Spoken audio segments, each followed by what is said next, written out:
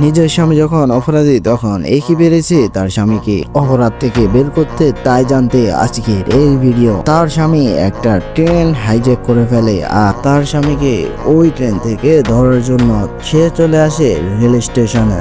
আর তখন আমরা দেখতে পাই তারা এক ভয়ঙ্কর অস্ত্রশস্ত্র নিয়ে প্রস্তুত আছে তাকে মারার জন্য।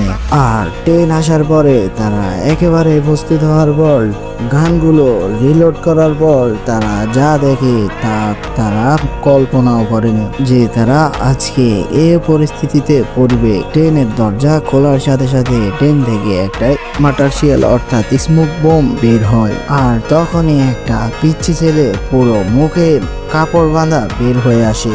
তারপর দেখতে পাই পুরো ট্রেনের মানুষই এরকম হয়ে আছে।